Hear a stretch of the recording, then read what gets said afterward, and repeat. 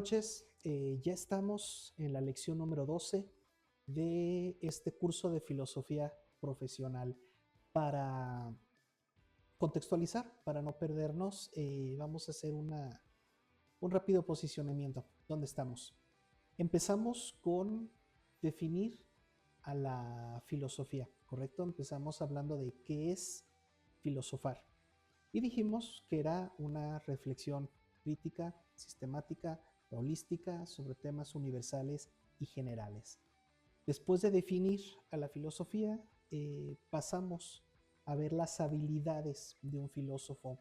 Y entre tantas que hay, nos enfocamos en que la principal habilidad que debe tener un filósofo es la comprensión.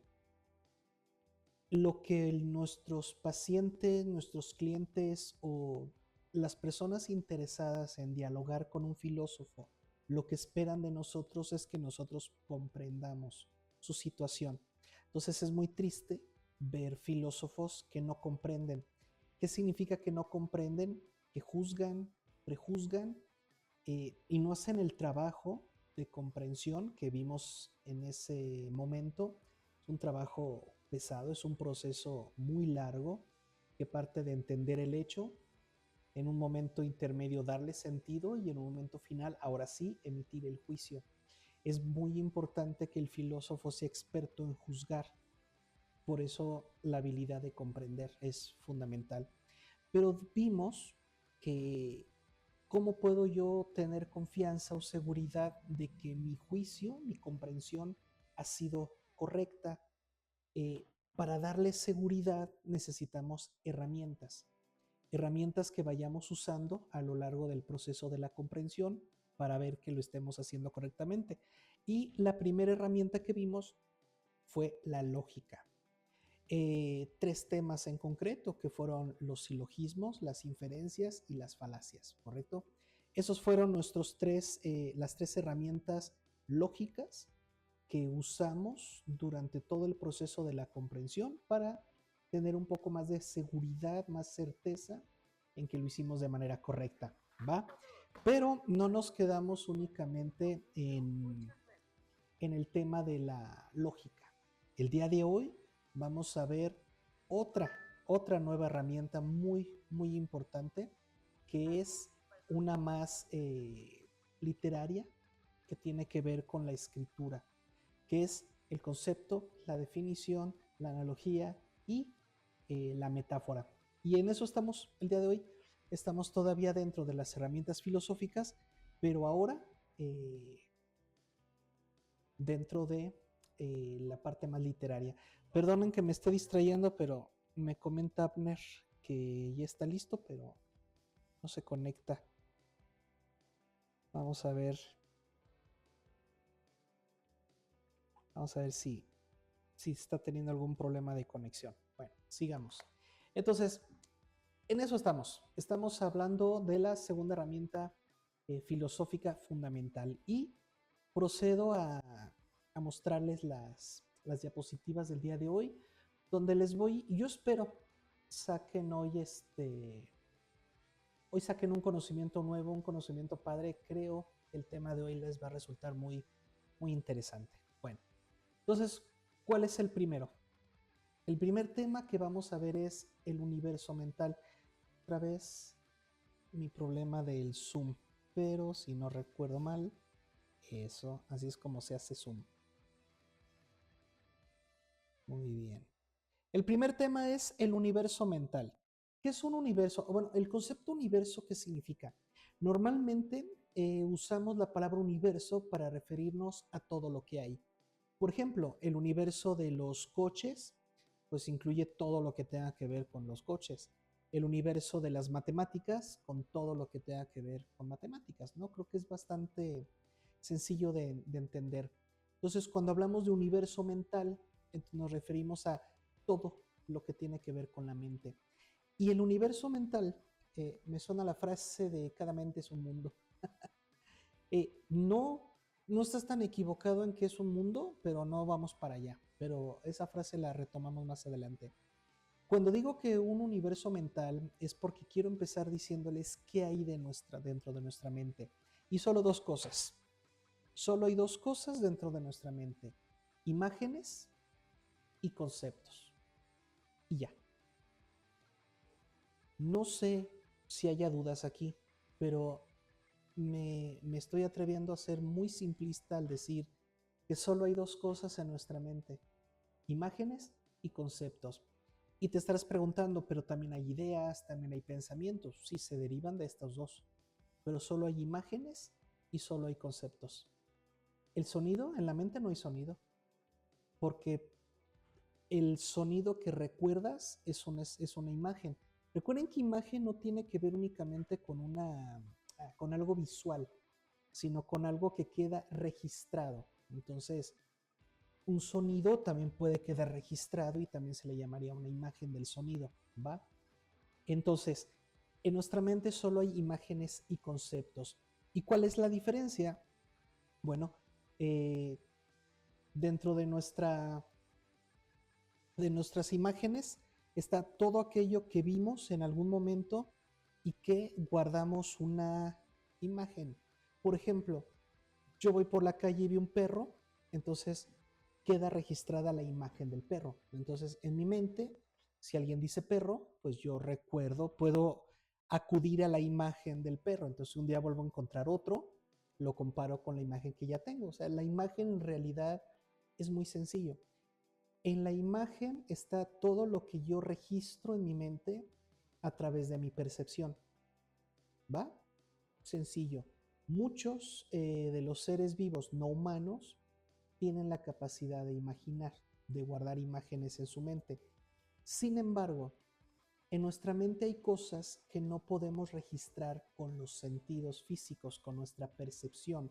Hay una cantidad infinita de objetos mentales que están ahí y no fueron registrados por nuestra vista, ni nuestro olfato, ni nuestro oído, etc. Entonces, a todo eso que, que habita en nuestro universo mental, pero que no son imagen, es lo que se llama concepto, ¿correcto? Un concepto es una representación mental de aquello que no puedes percibir, ¿va? Entonces podríamos decir que las imágenes toman de la realidad su fundamento. En cambio, los conceptos son construidos en total intersubjetividad a través de la educación, a través de la cultura, a través de costumbres, de hábitos, etcétera. Pero el concepto no se puede percibir. Comenta Abner, es como el experimento de si un ciego toca figuras y llegara a recuperar la vista al ver las figuras sin tocarlas, ¿podría reconocerlas sin tocarlas? No, porque creó la imagen a través del tacto, pero como nunca había visto, eh, no sabría cómo relacionar la imagen que tiene en su mente con lo que está viendo. Pero al final de cuentas lo haría. En la filosofía no nos interesan las imágenes. No realmente, no porque no tengan valor, no porque no tengan importancia, es porque simplemente la filosofía no está diseñada para el estudio o trabajar con imágenes. Comenta Luis, imaginar entendida como el registro de una imagen en la memoria. Correcto. Por ejemplo, yo puedo imaginar un unicornio y tú me dices, pero es que un unicornio, ¿cómo lo puedes imaginar si nunca lo has visto? Pero he visto el unicornio porque he visto el cuerno, he visto un caballo y en mi mente puedo unirlos, porque realmente estoy uniendo imágenes, ¿va? Entonces, efectivamente, amigo Luis, las imágenes que tenemos en nuestra mente son registradas por los sentidos. Y eso que lo estudie la ciencia, que lo estudie la neurología o las ciencias de la mente en concreto. Pero lo que nosotros estudiamos o con lo que trabajamos es con el concepto, con aquellos registros mentales de cosas que no podemos obtener a través de la realidad, a través de nuestros sentidos. Hablo de cosas como la justicia, el amor, la belleza, la amistad, el arte. Todos esos son conceptos, no son imágenes. No son imágenes porque tú no vas por la calle caminando y de repente, no sé, te encuentras con el señor arte, lo saludas y dices, ah, mira, si el arte se ve así, se viste así. No, el arte es un concepto. El amor igual. Por eso La frase el amor no existe está mal. El amor no es real. No lo puedes imaginar. No puedes imaginar el amor porque el amor no tiene una forma. No, no la tiene. Pero sí lo puedes conceptualizar. Ahí sí. Incluso el logo del amor, ¿no? El símbolo, que es así como un arquito, eh, tampoco lo has visto en la vida real. Cuando ves películas o caricaturas que salen corazoncitos de la persona enamorada, en la vida real no pasa. ¿Por qué? Porque el amor, repito, es un concepto. No podemos imaginar el amor, pero sí lo podemos conceptualizar. Y al filósofo lo que le interesa son los conceptos, no las imágenes. ¿Va? ¿Cómo vamos hasta aquí? En lo que me van escribiendo, les sigo.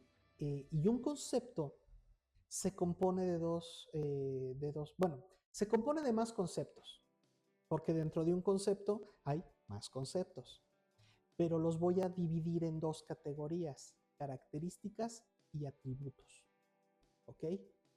Las características de un concepto es aquello que no le puedes quitar.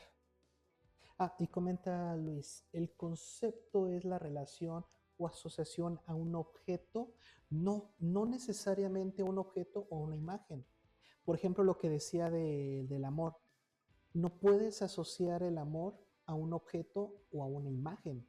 O sea, podemos conceptualizar el amor sin necesidad ni de objetos ni de imágenes. Obviamente trabajando con más conceptos. Por ejemplo, ¿cómo define el amor Erich Fromm? Como el acto de dar y dar entendido como ser responsable, cuidar, proteger y conocer lo que se ama. En ningún momento hice referencias a objetos o imágenes, fueron conceptos, conceptos, conceptos, porque cuidar es un concepto, ser responsable es un concepto, respetar es un concepto, conocer es un concepto.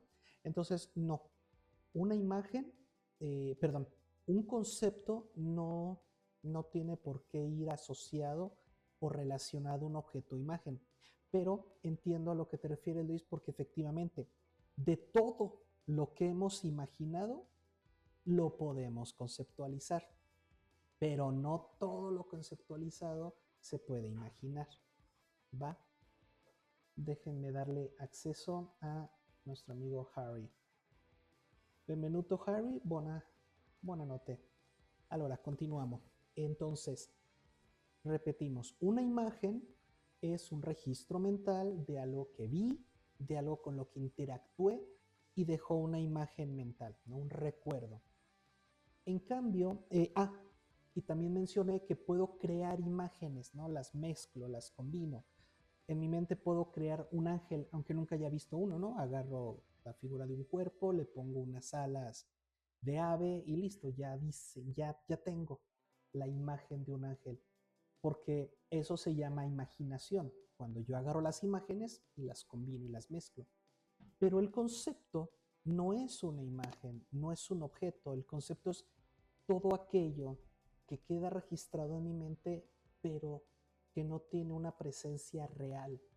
Por eso mencionábamos cosas como el amor, la justicia, la verdad, la paz, la bondad, la sinceridad. Todos esos conceptos no podemos nosotros verlos. Y cada concepto se compone de otros conceptos que van creando una red.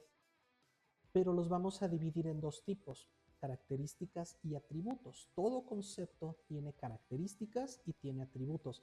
Esto es fundamental que lo entendamos porque nos va a resolver la vida. Las características de un concepto son aquellos conceptos que tienen que estar sí o sí en el concepto. No podemos prescindir. Comenta Harry, los conceptos son los mismos que las abstracciones. Sí, pero también las imágenes son abstracciones. Recuerden que abstracción es cuando tú tomas algo y lo trasladas a otra parte, ¿no? Abstraes, sacas. Entonces, cuando yo veo un gato en la calle, hago una abstracción de ese gato en forma de recuerdo. Entonces, tanto las imágenes como los conceptos son abstracciones. En pocas palabras, nuestra mente se compone de abstracciones. La mente sirve para abstraer, abstraer, abstraer, abstraer. Cuando platicas con alguien, abstraes un significado. Platicábamos con Luis hace rato sobre las lecturas. Cuando tú lees, estás haciendo una abstracción.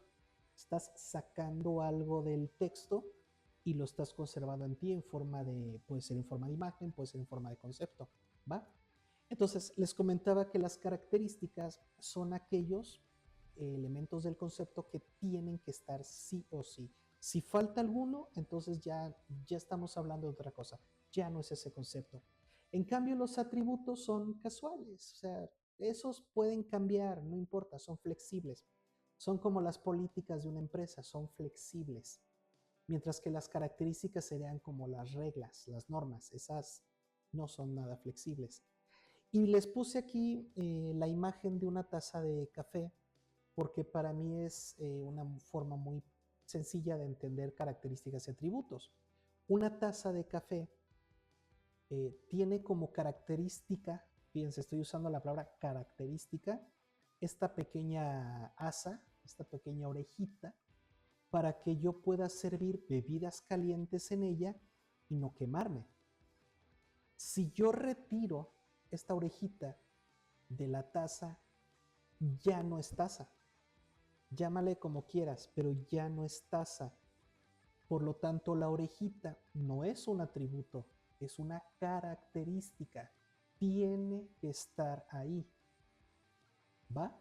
En cambio, si la taza es de metal, es de madera, es de plástico, eso no importa porque sigue cumpliendo su función.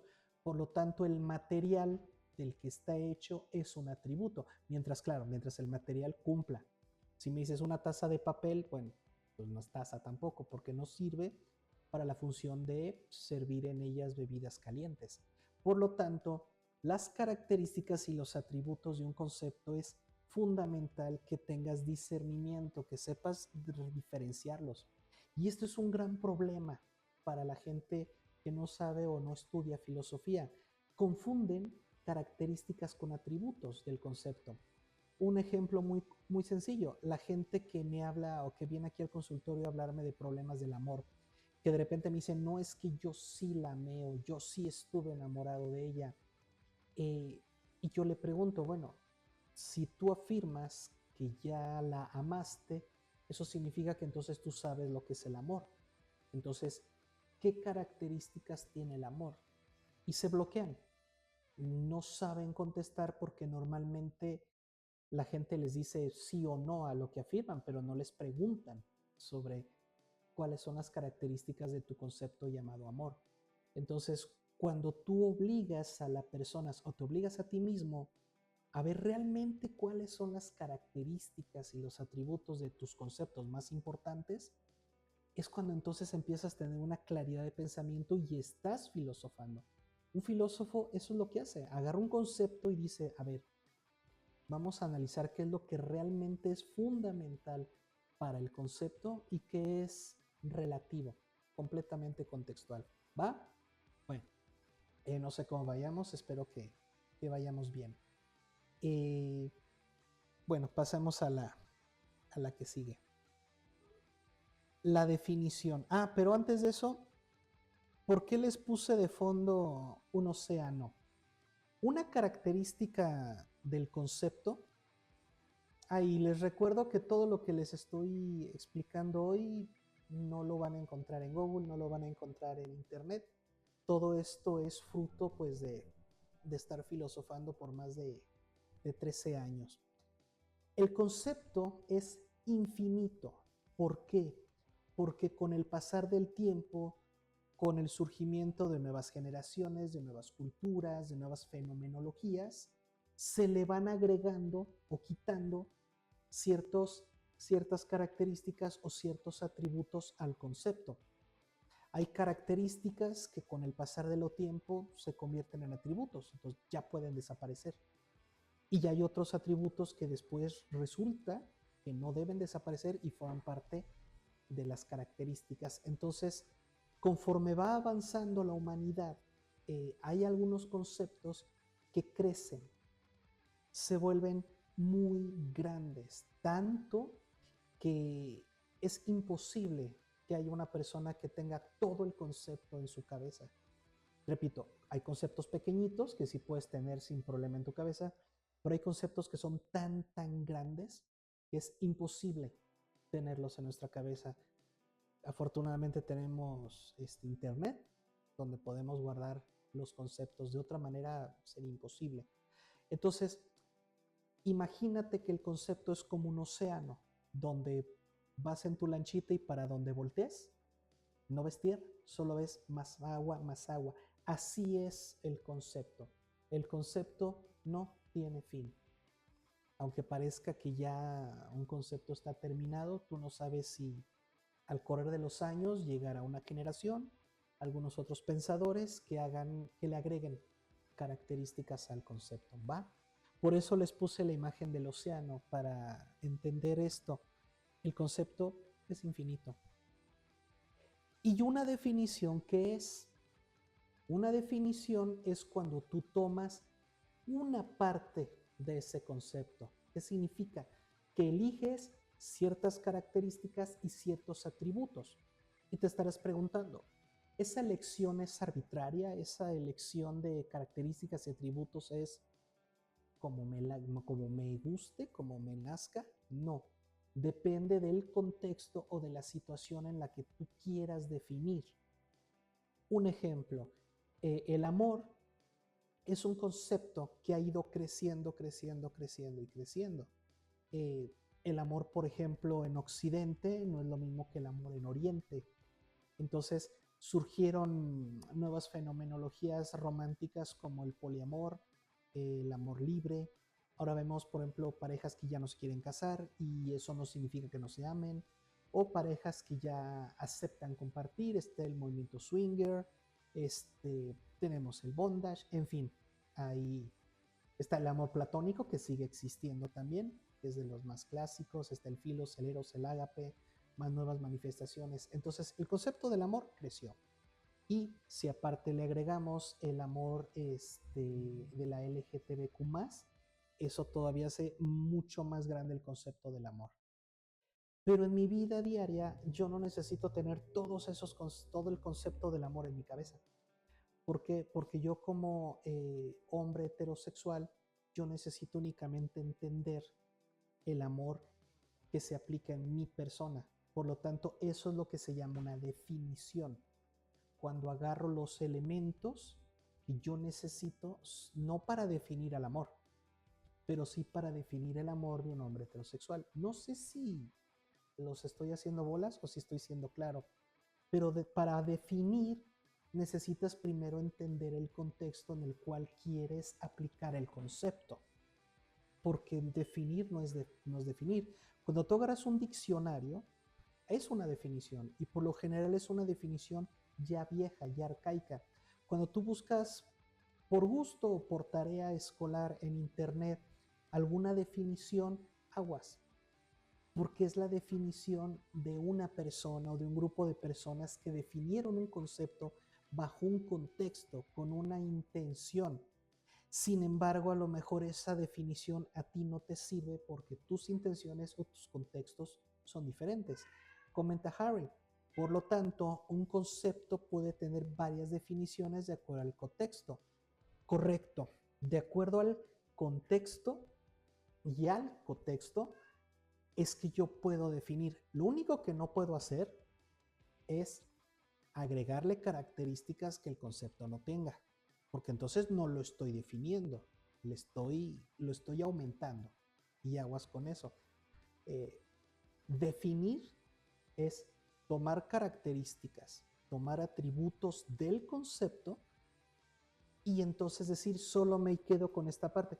Por eso les puse esta imagen de este tipo tomando un poquito de agua, porque si el concepto es el océano, la definición pues es lo que agarraste en tu tacita, ¿no? Lo que agarraste en tu vaso. La definición es fundamental. Cuando tú tienes crisis existenciales, cuando dices, es que quiero saber lo que es la vida, ¿en qué bronca te metes? Porque de repente ves tantos libros, tantos autores, tantas filosofías que hay de la vida, tantas religiones que te hablan de la vida, que de repente tu cabeza explota.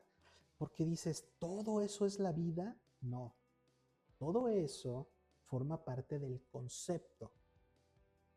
Pero nosotros los humanos no somos máquinas, no tenemos por qué memorizar el concepto, pero tenemos que definirlo.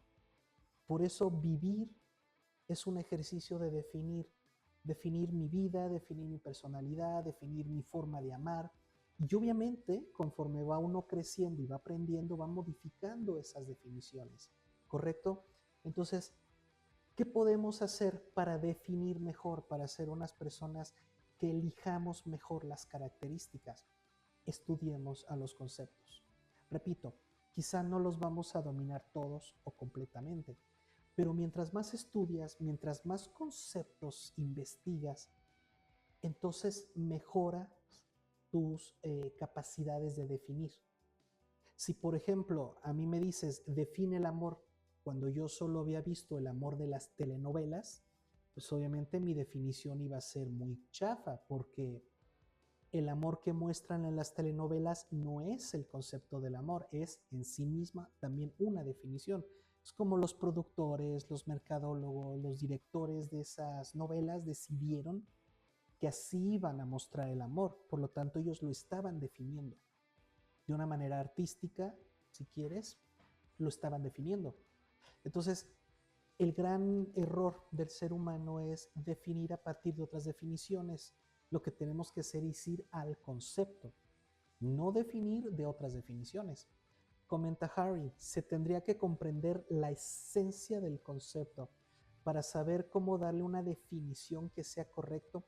No tanto la esencia, porque esencia me suena, y tú me corriges, Harry, me suena que te estás refiriendo a una parte fundamental, nuclear, pero en realidad un concepto es una estructura y una estructura no tiene esencia.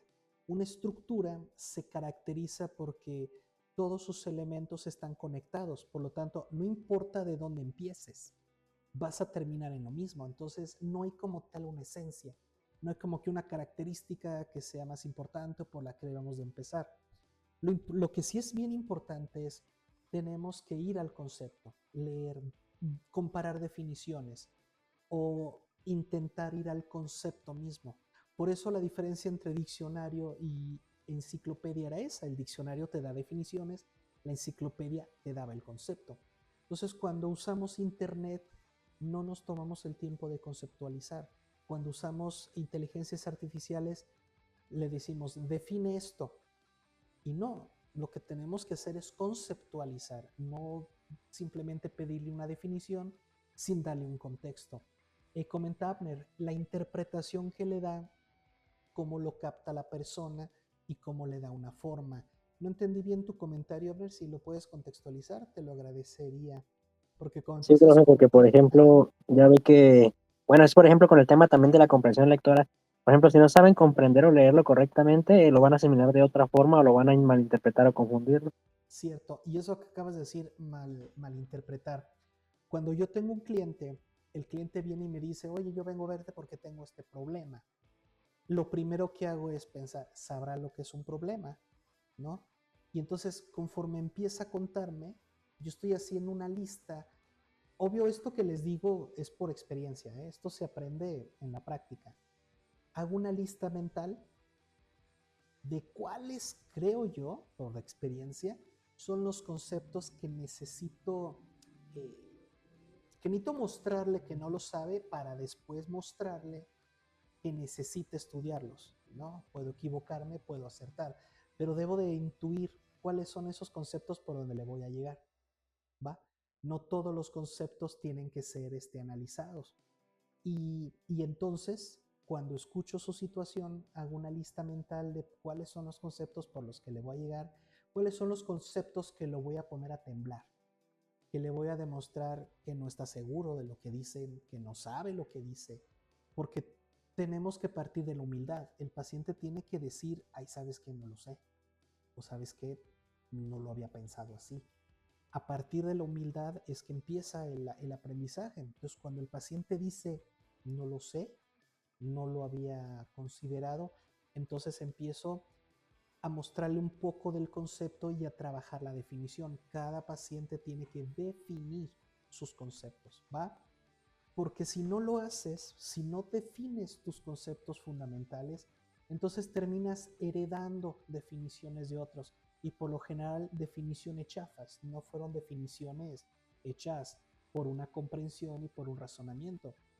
Y así es como históricamente se van heredando, se van transmitiendo malentendidos, prejuicios, racismos. ¿Por qué? Porque no nos dimos a la tarea de definir. ¿Sí? Por ejemplo, ahora que hay feministas contra machistas, eh, ninguno de las dos posturas se ha puesto a analizar el concepto ser humano. Están peleando hombres contra mujeres y no están yendo al concepto ser humano. Comenta Amner, como el juego del teléfono descompuesto, correcto, y dice Harry, con esencia me refiero a esas definiciones que suelen mantenerse casi intactas. En el caso del amor casi vienen características de sentimiento humano. Ah, sí, sí, sí, sí. Sí, hay, exacto. Tú te refieres a las características como lo esencial. Estoy de acuerdo contigo. Así es. Entonces, sí, lo que hiciste fue cambiarle el nombre, ¿no? Una analogía. Lo que yo llamo características, tú lo asociaste con esencia. Sí, sí, completamente de acuerdo. Entonces, definir es eso. Definir es tomar una parte del concepto y entonces definirlo por ti, para ti o en tu situación. Sin embargo, esto no es fácil.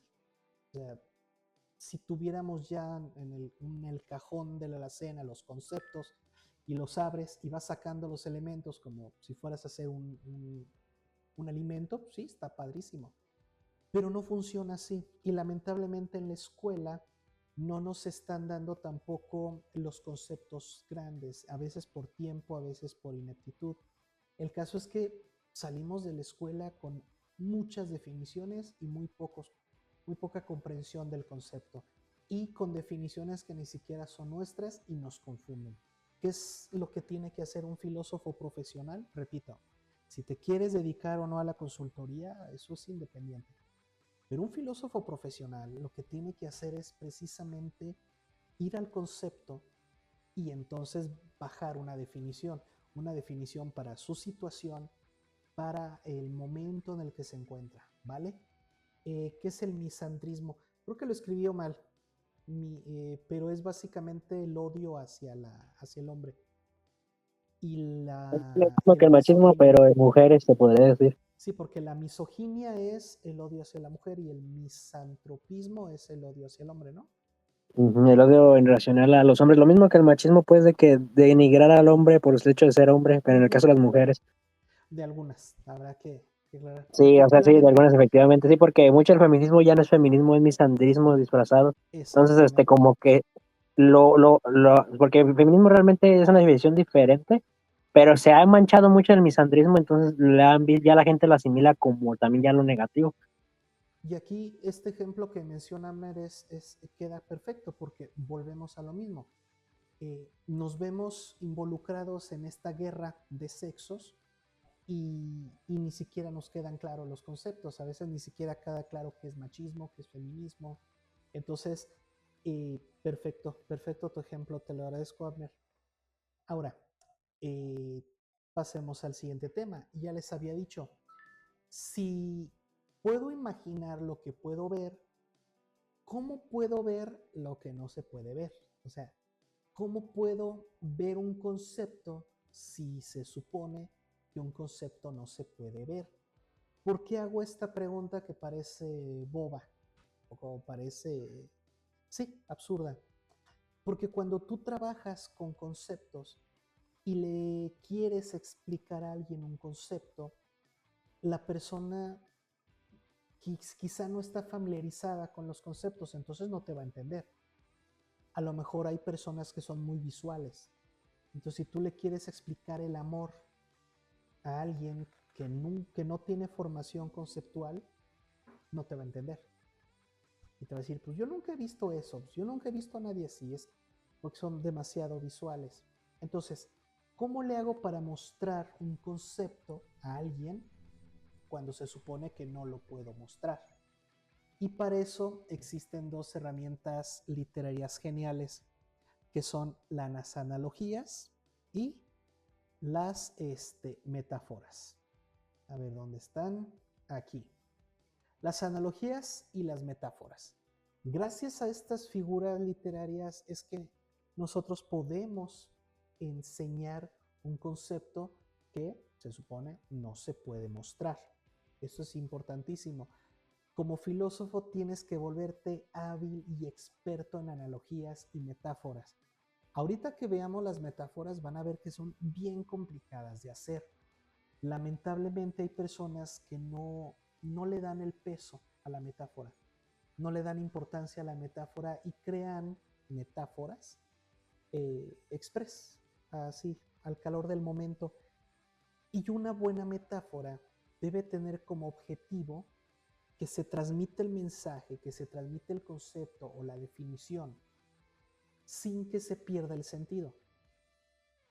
El problema es que si no estructuras bien tu metáfora, puede ser que la persona que la escucha se confunda o pierda el sentido, porque si no hiciste bien tu metáfora, no lo va a entender.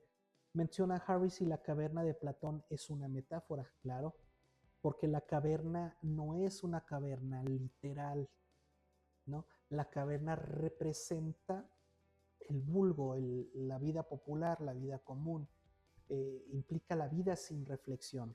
Cuando sale de la caverna tampoco es literal, se refiere a que cuando sales de la caverna sales a la luz, es decir, a la verdad. Por lo tanto, el salir de la caverna es, Platón se refiere, eso es filosofar. Filosofando sales de la oscuridad. Y dice, y lo primero que ves la luz del sol, porque el sol representa en la filosofía de Platón la verdad. Y menciona Abner, pero el detalle que leo a veces a las metáforas es que hay personas que les cuesta bastante entenderlo, interpretarlo. Exacto, Abner, por eso te digo que no es fácil hacer metáforas, no es fácil. Yo recuerdo que una vez un profesor, no voy a decir su nombre, eh, quiso, o sea, yo le agradezco, no lo hizo con mala intención, él quiso simplificar un tema de Platón, el tema de las tres partes del alma o de las tres almas en Platón. Y quiso hacer una metáfora, pero con todo respeto, una pésima metáfora. Dijo, imagínense que las tres almas de Platón son como tres rebanadas de pizza. Entonces, pésima metáfora, porque en realidad no era una metáfora, él quiso hacer una analogía, porque quiso poner en relación de semejanza la pizza con el alma. Ni siquiera era una metáfora, quiso ser una analogía. Después, cuando lo interrogamos, como dijo Chin, no, por ahí no me van a entender, empezó a decir, no, imagínate que es como un carrito que va en una autopista, y nuevamente eso generó más confusión. Recuerdo que le pregunté, ¿pero el alma es el carro, es el motor? O sea, ¿es una parte en concreto del auto o es el auto en su totalidad? Y entonces el profesor no pudo y terminó la clase. No podemos nosotros usar las metáforas de manera irresponsable, debemos de usarlas de manera correcta.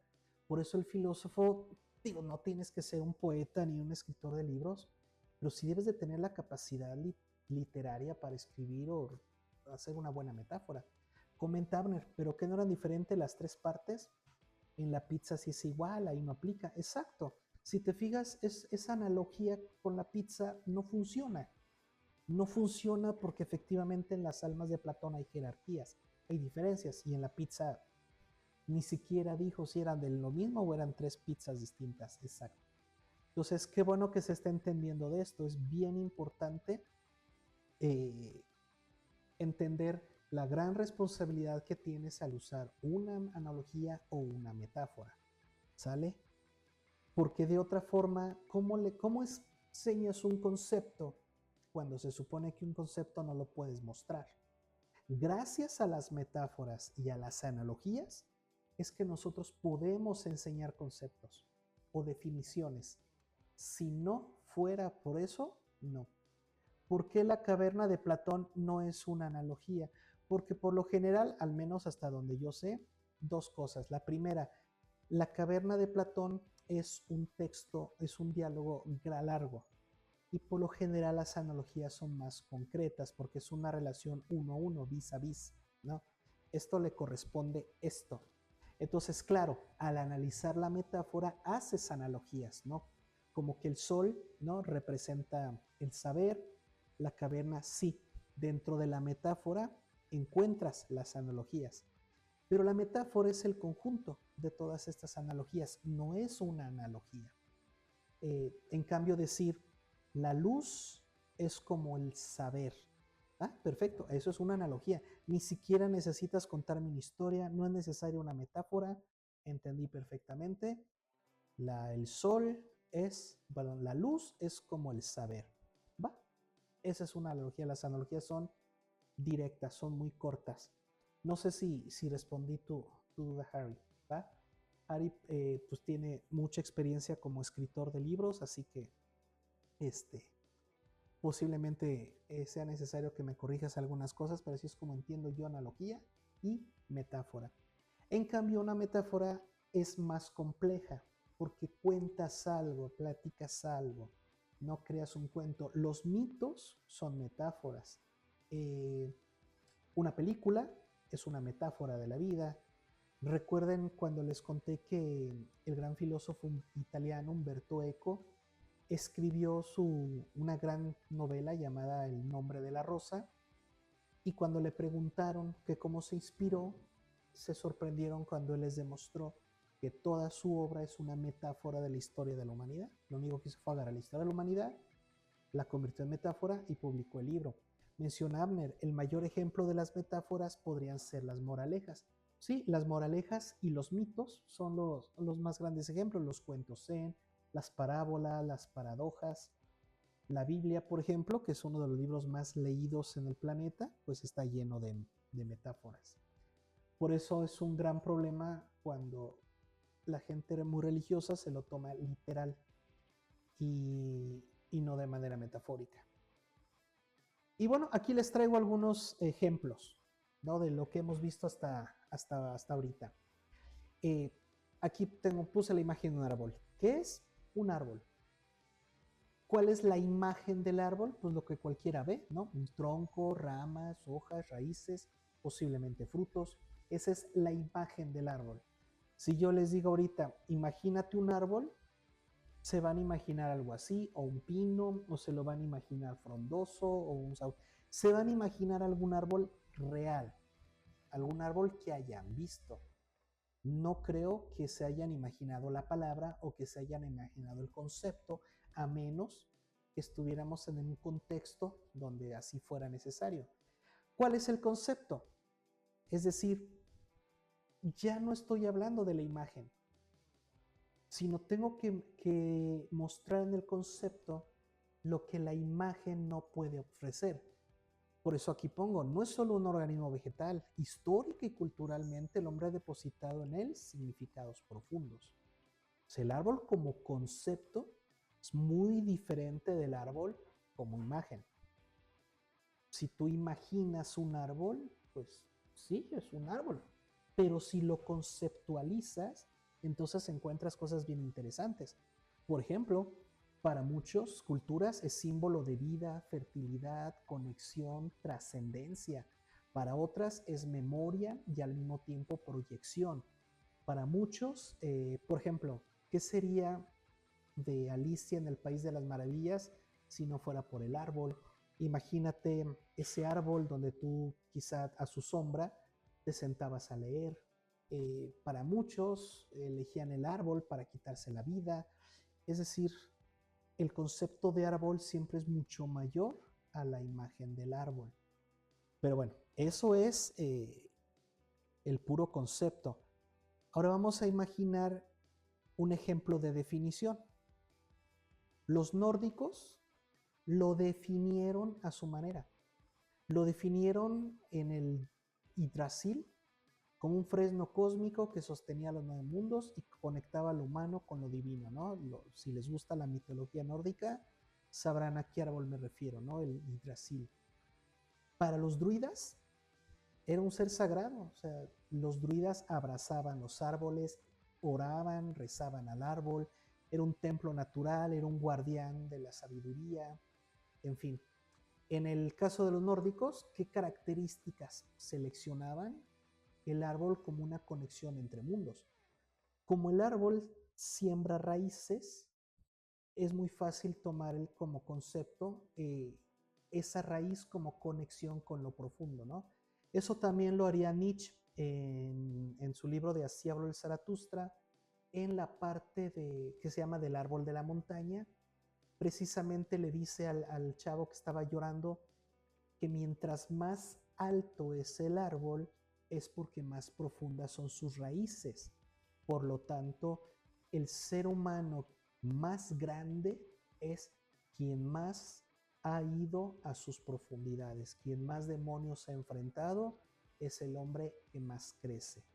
Ahí está otro ejemplo de cómo Nietzsche usa no la imagen del árbol, sino el concepto del árbol, y luego lo define y luego hace una analogía. Gracias a eso es que la filosofía puede ser enseñada. Imagínate lo horrible que es enseñar filosofía sin metáforas, sin analogías, solo concepto tras concepto tras concepto tras concepto. La gente no lo entendería. ¿Quién entendería a alguien que habla de un concepto a otro, a otro, a otro? Nadie. Entonces es bien importante la metáfora, sobre todo, repito, para personas que no están muy familiarizadas con el trabajo conceptual. Y para un filósofo, por ejemplo, que es el árbol, puede ser la metáfora nietzscheana, ¿no? Del hombre como enraizado en su pasado, pero proyectado hacia un cielo de sentido, ¿no? Que es lo que hizo Nietzsche. Analogías. ¿Cuáles son las analogías para los nórdicos? Imagínate que el mundo es como un edificio de muchos pisos, donde arriba están los dioses, en medio los humanos y abajo los monstruos. Y el árbol es el elevador que conecta esos pisos. ¿Va? Ahí está un ejemplo de una analogía. Comenta Abner, la ventaja de las metáforas es que los hace pensar y al momento que lo comprendes se les graba mejor y desarrolla la interpretación. Cierto, esa es otra gran ventaja de la metáfora, ¿no? Recuerdas la historia y por eso te resulta también más fácil después recordarla o enseñarla. Y para el druida, bueno, para los druidas un árbol, ¿no?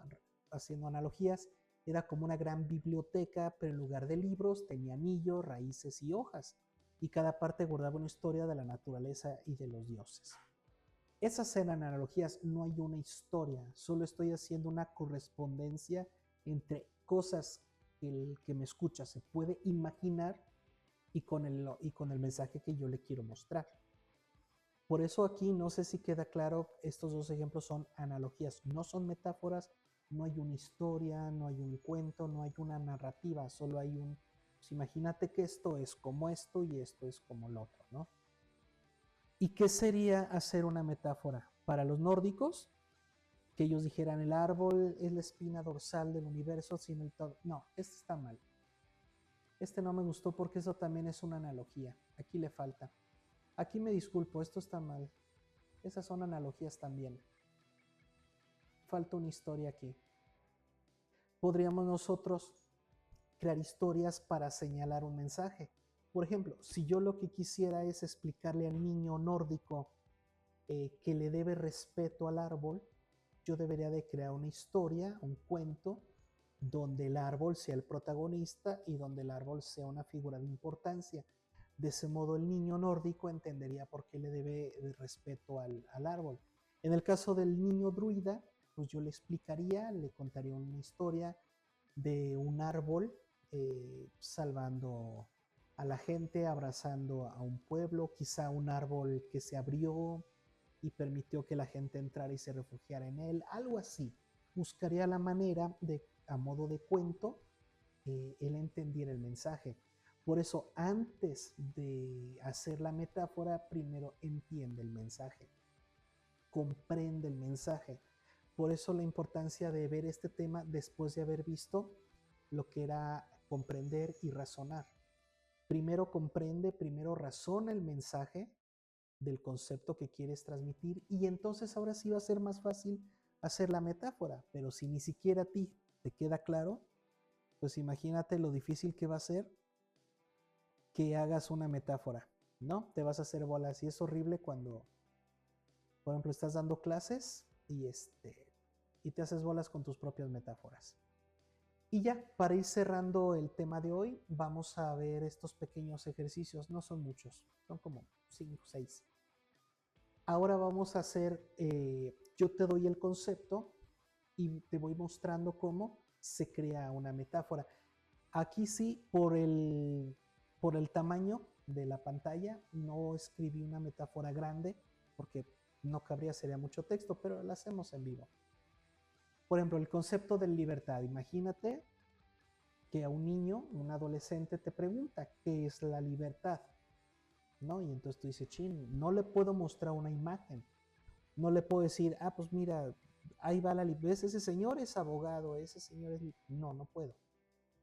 Recuerdo ahorita cuando Sócrates, de manera obviamente irónica, hizo sentir mal a un poeta porque dijo, ¿ves a esa mujer que va ahí? He ahí la belleza. Y Sócrates, para burlarse, se lo tomó literal y dijo, pues cuando ella muera habrá muerto la belleza, ¿no? Obviamente el poeta estaba hablando en modo de analogía, pero pues Sócrates lo sacó de sus casillas. Entonces, ¿cómo le haces para explicarle a alguien lo que es la libertad si no se la puedes mostrar? El concepto se entiende como la condición de poder actuar sin coacción externa y con responsabilidad. Dos cosas importantes: autonomía y responsabilidad. Entonces, ¿cuáles son las características? Autonomía, es decir, yo debo de decidir, no los demás deben decir por mí, eso es ser autónomo. Ausencia de imposición, que es similar. Capacidad de elección, debo de tener cierta edad, cierta condición también para poder decidir. Y no sé por qué no lo puse aquí, pero responsabilidad, ¿va? No podemos quitar eso. Si quitas alguna de estas, ya no es libertad. Atributos, bueno, podemos hablar de libertad política, libertad social, libertad personal, libertad espiritual, en fin, libertad creativa, pero esos son atributos, ¿va?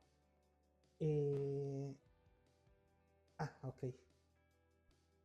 Que se está cortando la señal, creo que ya se arregló. Sí, ya se arregló. Entonces, el concepto de libertad es esa, sus características y sus atributos. Una vez que yo ya entendí que lo más importante de la libertad es la autonomía y la responsabilidad, entonces ahora sí paso a la definición contextualizada. ¿Cómo defino yo mi libertad, yo de Miguel, en México en el 2025, como hombre soltero, heterosexual, latino? ¿Cómo defino mi libertad? Tomando en cuenta, repito, autonomía y responsabilidad.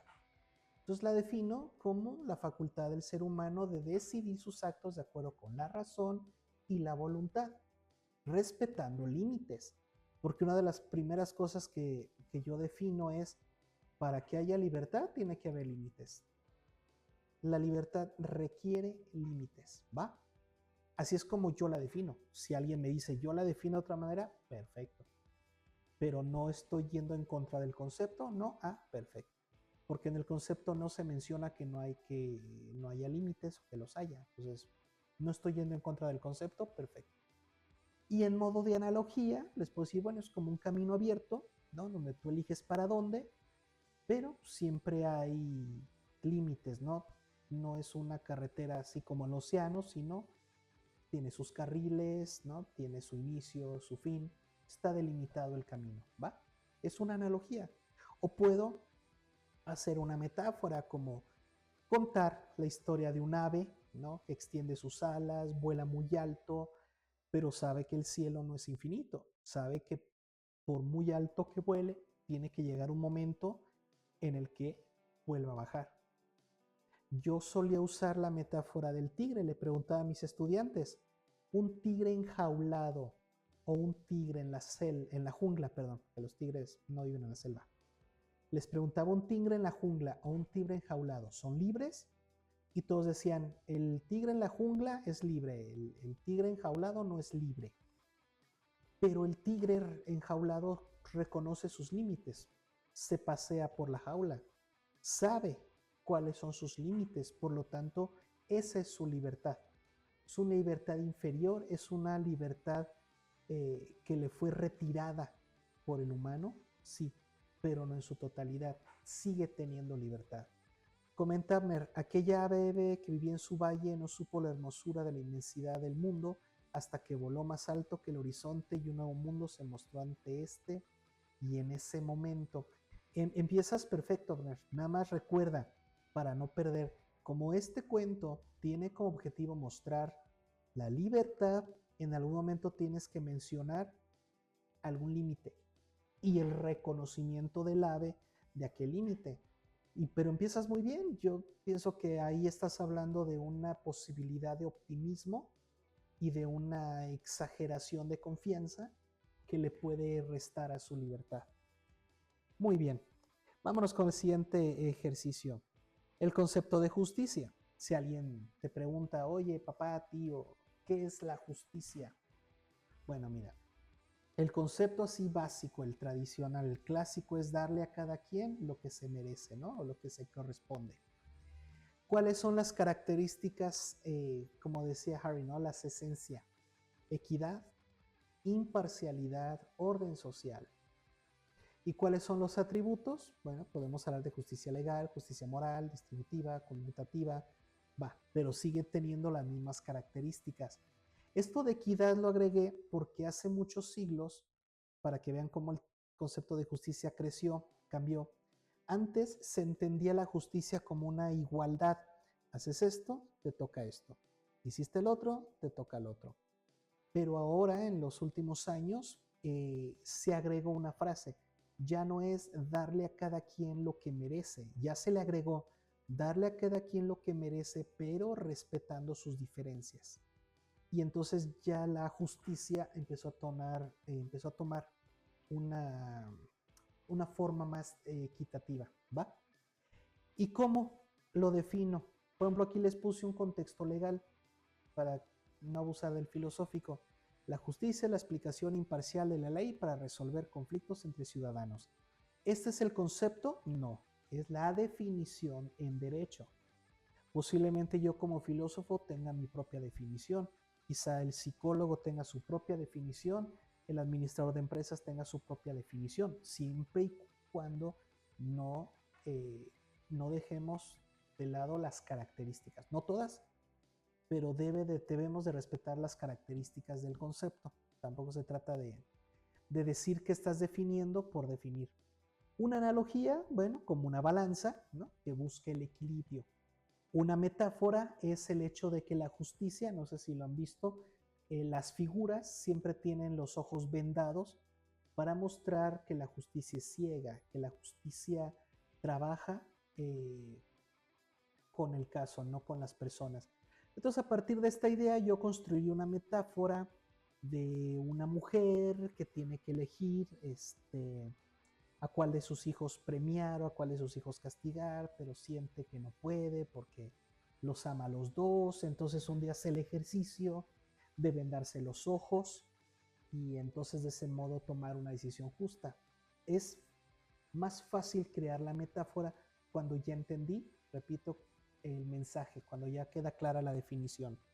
Otro concepto que es muy común que nos pregunten es sobre la amistad. Sobre todo yo que siempre digo que no tengo amigos, ¿verdad? El concepto amistad, vínculo afectivo basado en la confianza y apoyo mutuo. De aquí, ¿cuáles son las características que debo yo de tomar?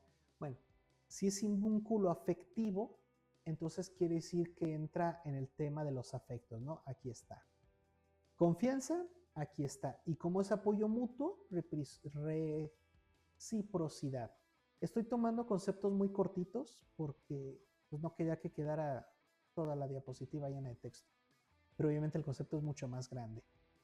Y atributos puede ser amistad cercana, lejana, duradera, circunstancial, entre familiares, entre ex, entre colaboradores, etc. ¿Cómo defino en la vida cotidiana la amistad? Pues una relación entre dos personas que se brindan apoyo, confianza y compañía. O sea, no hay... Como puse un concepto muy cortito, pues la definición no da para mucho, ¿no? Comenta Harry, Sobre la libertad. El árbol se ve más majestuoso en cuanto más alto crece, pero no puede aumentar en altura sin conocerse bien. Primero necesitaría saber si sus raíces se lo permiten, correcto, el terreno y la sociedad, pues sabe que entre más grande sea, más deseo tendrá el hombre por su madera. Mejor tener las bases muy bien puestas para así expandirse lento pero seguro, mostrando lo hermoso que puede llegar a ser sin descuidar sus propios límites. Perfecto. Excelente, Harry, como les comenté, excelente escritor. Es una gran metáfora porque nos permite entender cómo a través de la figura del árbol, que puedo imaginar el árbol, puedo imaginarme sus raíces, construiste una historia que permita transmitir el mensaje de la libertad requiere límites. La sociedad es tu límite, o sea, no porque seas libre significa que puedas faltar al respeto, debes de tomar en consideración a los demás, a tu contexto, a tus propias capacidades. Una analogía de la amistad es como un puente que une dos orillas y permite ir y venir. Esto de ir y venir y el puente, pues es para el tema de la reciprocidad. Y como ya entendí que lo que quiero es mostrar la reciprocidad, el afecto y la confianza, entonces puedo crear una metáfora con la idea de la amistad, un fuego secreto que ilumina sin consumir, ¿no? A través de esa frase yo construyo la metáfora donde cuento de dos personas que sin conocerse se ven en la situación en que tienen que cuidar, no sé, un terreno, cuidar algo tienen que cuidar y entonces los dos dicen, ¿tú quieres cuidar esto? Sí, yo también lo quiero cuidar. ¿Qué podemos hacer? Vamos a trabajar juntos para cuidarlos, ¿no? Y entonces empieza esa complicidad y empieza ese trabajo en equipo. Pero obviamente hay que redistribuirnos bien los tiempos, hay que ver quién lo puede cuidar más, quién lo puede cuidar menos tiempo, en fin. Y entonces esa es una posible metáfora sobre la amistad, ¿va? Se fijan que no es tan complicado cuando ya nos queda clara la definición. Bien, ¿qué otro tenemos por acá? Ya era el último. Vámonos con... Y yo y mis diapositivas sin zoom. Uy. ¿Qué hemos aprendido hasta ahorita para pasar de un concepto a una metáfora? 1. Aclara el concepto. Que te quede claro cuáles son las características que voy a usar para crear la metáfora. 2. Defínelo en un contexto concreto. Porque si quieres hacer una metáfora de todo el contexto, te sale un libro. Fue lo que hizo Umberto Eco y terminó siendo una novela de muchísimas páginas. 3. Ahora sí, tradúcelo en analogía. Es decir, busca qué elementos son similares y ya que tengas las analogías, construyes la metáfora, ¿no? Ya lo elevas a metáfora al volverlo historia o una imagen poética donde la gente pueda ver el concepto, ¿no? Que por definición se supone no se puede ver. Aquí, por ejemplo, sobre la libertad. Ahora vamos al revés. Primero hago la metáfora. La libertad es un ave que extiende sus alas, vuela alto, pero sabe que el cielo no es infinito. ¿Cuál es la analogía aquí? La libertad es como un camino abierto con fronteras que delimitan tu camino. Perfecto. La definición, facultad del ser humano para decidir sus actos de acuerdo a sus límites, ¿no? Su razón y su voluntad.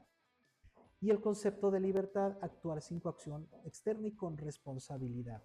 ¿Por qué puse el ejercicio a la inversa? Porque en la vida diaria, en tu vida, de aquí a que mueras, no siempre te va a llegar primero el concepto. En muchísimas ocasiones vas a recibir primero una historia o te vas a enfrentar a una situación en tu vida y es tu chamba hacer el trabajo de buscar el concepto. Repito porque Harry se nos perdió tantito. En la vida diaria no nos van a llegar los conceptos directamente. No se va a acercar la gente y nos va a decir, mira, te vengo a explicar este concepto.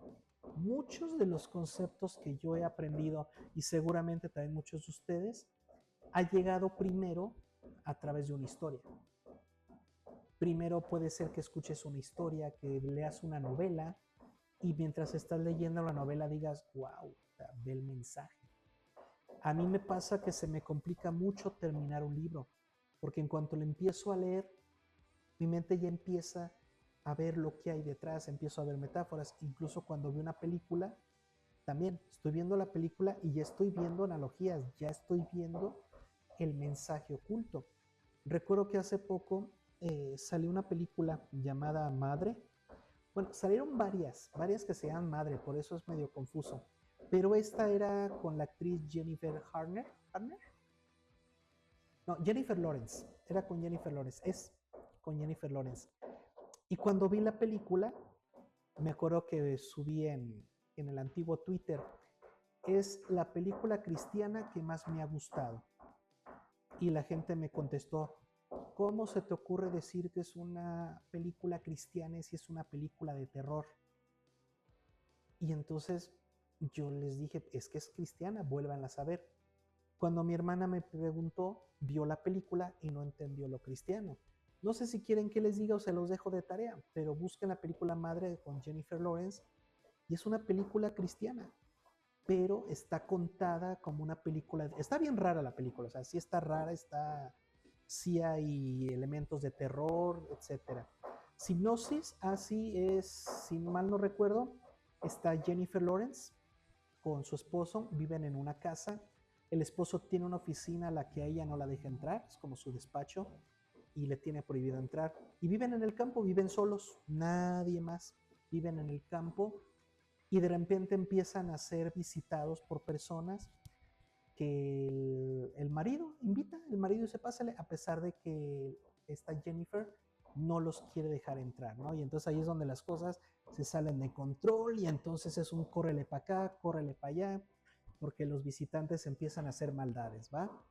Entonces, se las recomiendo, pero es una metáfora, es el Antiguo Testamento, pero contado en una película de terror.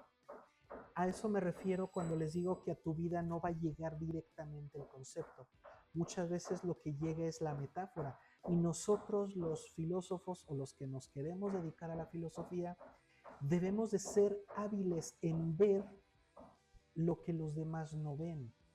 Por eso les decía comprender. Tenemos que ver Cuando alguien me cuenta, cuando un paciente me cuenta su historia, yo no estoy escuchando su historia como un chismoso, sino ya estoy haciendo el trabajo de la metáfora. Ya estoy pensando por dónde van los conceptos, ya estoy rastreando cuáles son los conceptos claves que tienen a esta persona en una crisis existencial, ¿va? Entonces, es bien importante entender que no siempre los conceptos nos van a llegar, a veces nos van a llegar historias, cuentos, relatos, y es nuestra chamba. A veces viendo una serie de abogados, yo saqué conceptos filosóficos. Y Luis y Abner han visto que yo meto muchísima administración a la consultoría filosófica. Por ejemplo, en una ocasión estudié la, la diferencia entre urgente, importante y prioritario. Cuando leí eso, inmediatamente dije, esto lo puedo llevar a la filosofía. Y entonces ahora de repente puedo tener un paciente que me dice, es que de verdad, Lee, yo le digo a mi mamá que sí le echo ganas en la escuela y no me cree. Pero como yo ya estudié el concepto de prioridad, yo le digo, a ver, ¿cómo reconoces cuando una persona en realidad tiene una prioridad? Porque por concepto es a lo que más le dedica tiempo. ¿Cuántas horas le dedicas a estudiar? Y la muchacha dice, no, pues nomás media hora al día. Entonces, en realidad no es tu prioridad. Y como no es tu prioridad, no haces las cosas importantes y de repente es urgente cuando ya tienes el examen encima y tienes que pasar, porque si no, repites el año. Entonces, gracias a eso que aprendí en administración, yo lo pude trasladar a la filosofía, ¿no? Y lo hago con derecho y lo hice con ciencias físico-matemáticas. Cuando empecé a trabajar la filosofía cuántica fue lo mismo. Comenta Abner, de hecho a mí me dieron mi regañada una vez, una amiga cristiana, a mí me encantan los juegos de terror, dijeron que no está bien porque traía cosas malas. A mí me cortó una novia porque me prohibió ver películas de terror y dije no. O sea, no me puedes prohibir, etcétera.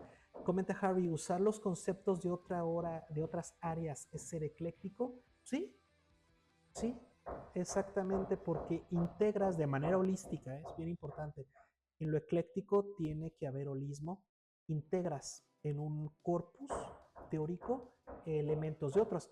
Y el primero que yo recuerdo que lo hizo, que yo recuerde, seguramente hubo más, fue Nietzsche, cuando él empezó a escribir mucho sobre el rizoma. Yo en mi vida había escuchado la palabra rizoma. Yo pensé que era un concepto filosófico.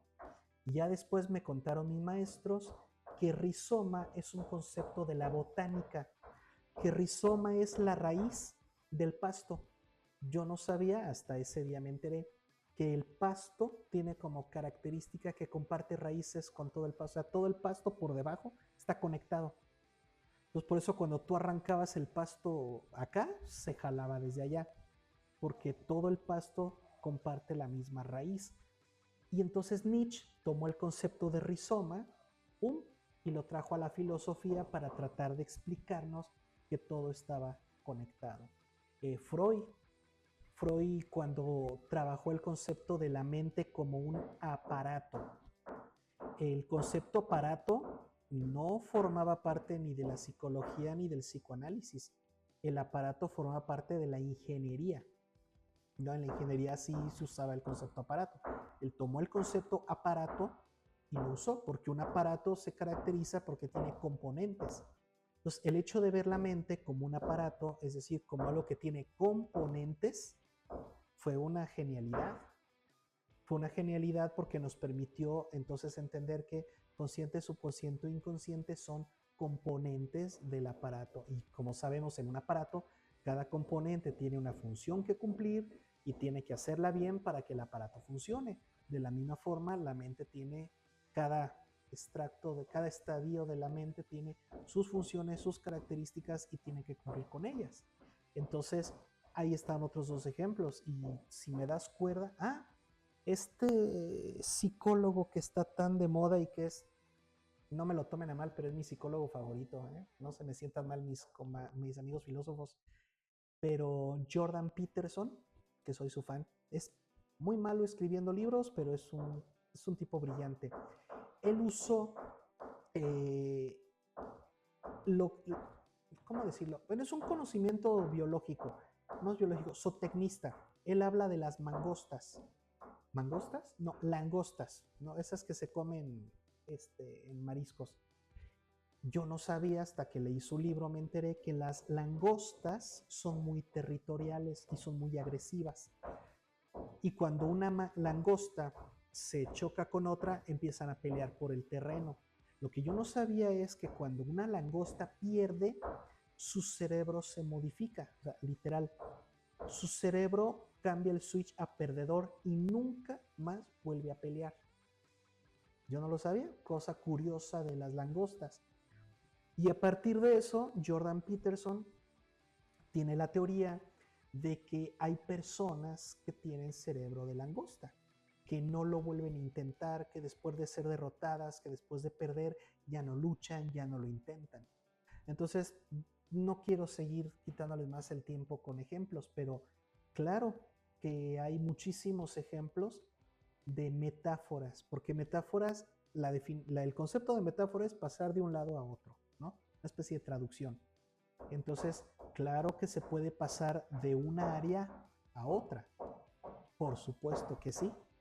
Y eh, Pitágoras, por ejemplo, bueno, la escuela pitagórica que mezclaba matemáticas con sabiduría, con religión y funcionaba, ¿no? Spinoza, que unió cristianismo con geometría y creó el método geométrico para la demostración de Dios. Eh, yo cuando me titulé, una de las tesis que presenté era método para plantear y resolver problemas éticos complejos usando la teoría económica de juegos. Entonces, sí, sí, hay muchísimas combinaciones o traslados que se pueden hacer y eso te hace ecléctico, pero no es fácil y tienes que ver que efectivamente sea holístico. En fin, no sé si tengan más dudas o comentarios ya para ir terminando la clase de hoy, que fue bastante cortita porque fueron pocos temas, pero muy concretos. El filósofo tiene que ser un amante del concepto, o sea, le tiene que encantar el concepto, le tiene que fascinar leer, estudiar, investigar, le tiene que gustar. Y cuando digo leer no me refiero a leer solo el texto, leer películas, leer música, escuchar una canción y entender el concepto que está detrás.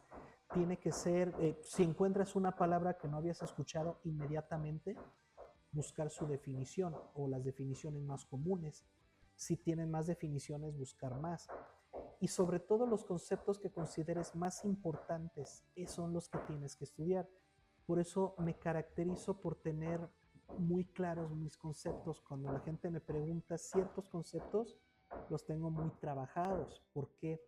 No porque yo tenga todos los conceptos, no, pero estos que yo consideraba eran los necesarios para mi trabajo son a los que me dediqué a estudiar.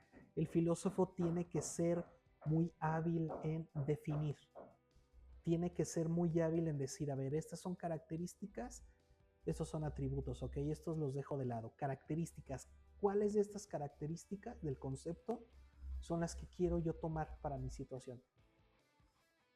La semana pasada, no, la antepasada, cuando hablábamos de las contradicciones, las contrariedades y los opuestos, que les mencioné que una infidelidad no es contradictorio al amor. Se puede ser infiel y amar a la vez. No estoy diciendo que lo perdones, ¿verdad? Si te fue infiel, tú sabrás si quieres seguir con él. Pero no por su infidelidad puedes afirmar que no te amó. Posiblemente sí te amó. Si te fue infiel, no fue por falta de amor, fue por falta de carácter, fue por falta de voluntad, etc. Entonces, ¿por qué menciono esto? Porque ¿qué características tiene realmente el amor?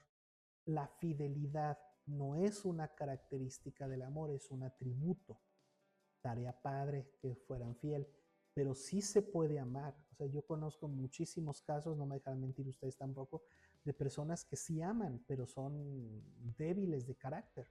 Se les hace muy fácil engañar o mentir, pero eso no significa que no amen, que no puedas contar con esas personas cuando las necesites. Sí, adelante, Abner. Le iba a decir, profe, con ese tema, pues fíjese, bueno, con el tema del amor, pues sí entramos como que un tema ya como que más complicado porque mucha gente dice, pues, si no sabe amar, si le fue infiel, pero por ejemplo aquí, pueden ser muchas cosas, desde factores de no fue su prioridad o que ya tiene muy, muy arraigado el instinto, por ejemplo, de ciertos deseos que nunca pudo controlar. Es por eso que también el tema de siempre tener el control de que no te dejes llevar por instinto.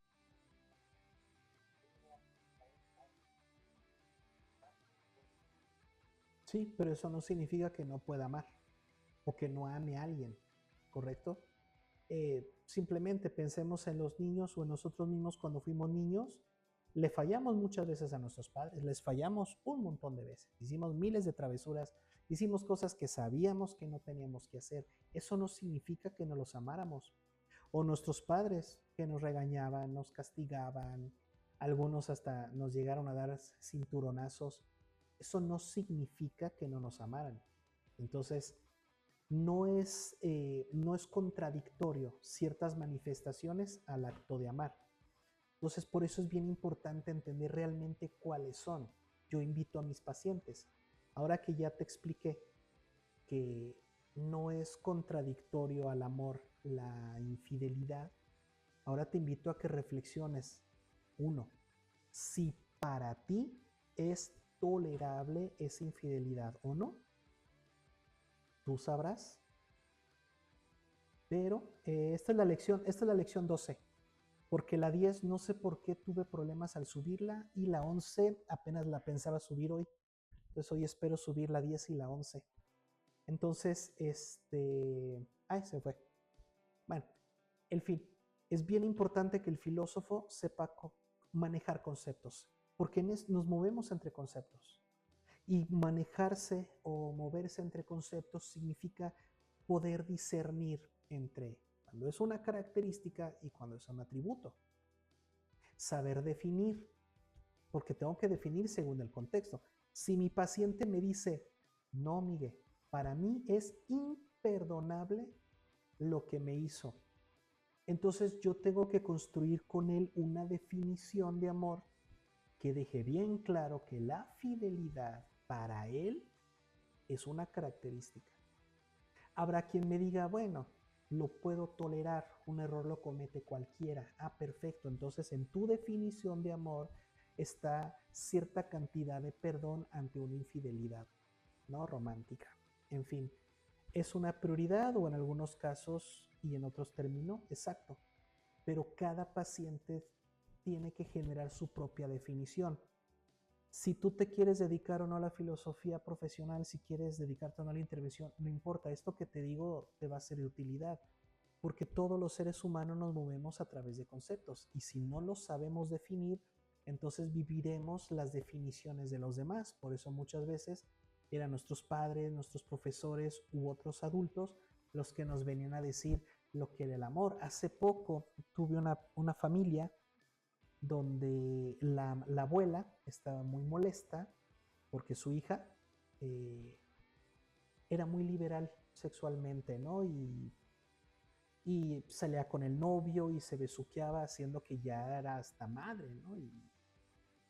Y se enfrentaron en la consulta y la abuela llorando le dijo, es que hija, así me enseñaron a mí el amor. Me enseñaron que la mujer se tenía que dar su lugar. Lo que la abuelita hizo fue compartirles la definición de amor de sus padres, no la definición de amor que a ella le hubiera gustado tener. Se dan cuenta lo importante de tenemos que aprender a definir. Una de las cosas que trabajo en investigación personal es la anatomía filosófica, que son básicamente las dimensiones humanas, donde hay una que es la identidad. Y defino la identidad como las etiquetas que los demás nos ponen.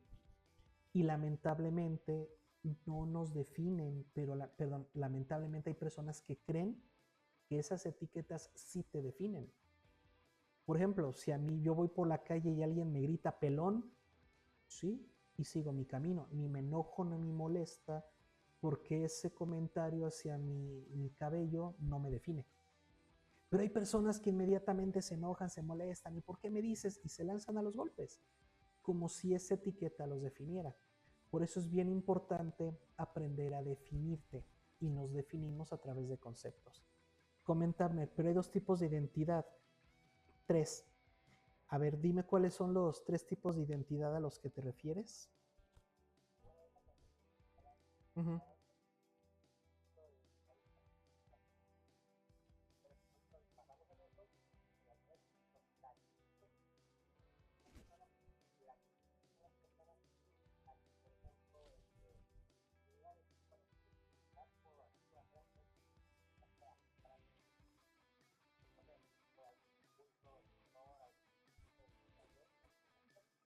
Sí, pero sigue siendo dentro de la misma identidad. No es que sean tipos de identidad, sino fuentes. Puede ser que las etiquetas lleguen a mí por los demás, puede ser que lleguen a mí porque yo me las puse, ¿no? Entonces, no es que sean tipos, sino que tienen diferentes fuentes. Pero algo que es cierto es el tercero que tú mencionas, y es cuando tú decides qué etiquetas sí te van a definir. Pero hay un problema. Hay mucha gente que elige etiquetas y yo quiero que me definan, quiero que me llamen así, así, así, pero no lo son. O sea, no basta con que tú te pongas sus etiquetas, tienes que comportarte para que entonces sí te definen. Entonces, ajá, dime. No, adelante, adelante.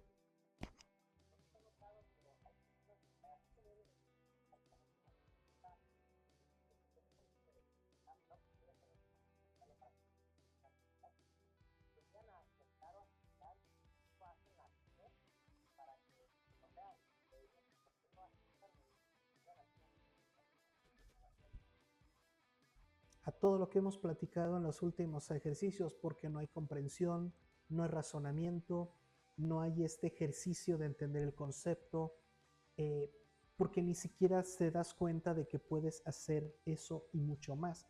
Hay personas que lamentablemente se definen sin hacerlo de manera profunda como algo sin valor o sin importancia. Entonces se limitan muy cañón.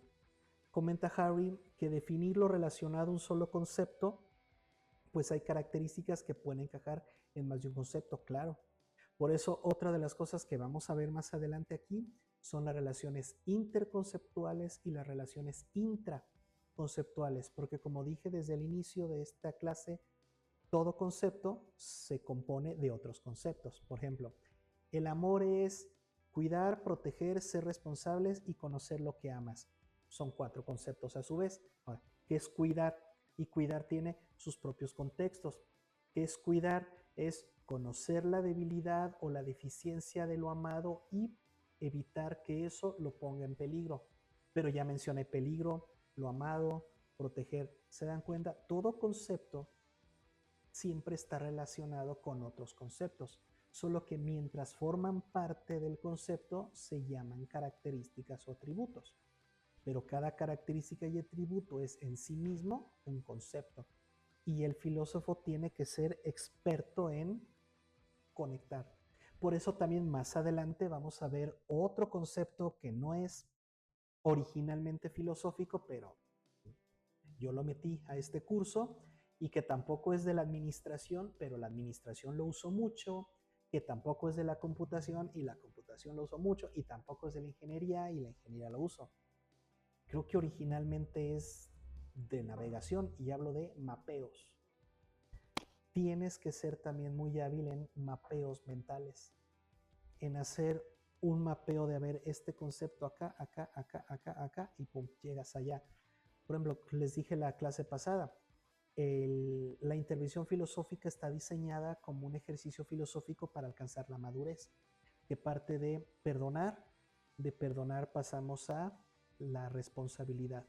Entonces ahí voy haciendo un mapeo y de responsabilidad, entonces aquí, acá, acá, tan, tan, y vas creando el mapeo. Entonces a mí me encanta por mi forma de ser, por mi actitud, por mi temple, trabajar con conceptos. Habrá quienes no les guste o le choquen. Pero si tú eres de los que comparten como yo este aprecio y esta habilidad para trabajar con conceptos, pues entonces quizás estés más cerca de ser filósofo de lo que creías. No sé si tengan más dudas o comentarios de este tema que a mí me encantan las metáforas. De verdad no saben cómo me ha ayudado.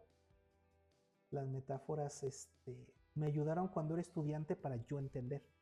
Y ahora que soy terapeuta, las uso mucho para que mis pacientes entiendan muchas cosas. Y aparte, pues otras cosas como la ironía, la mayéutica, la duda cartesiana, la deconstrucción, la dialéctica, en fin, hay muchísimas herramientas filosóficas.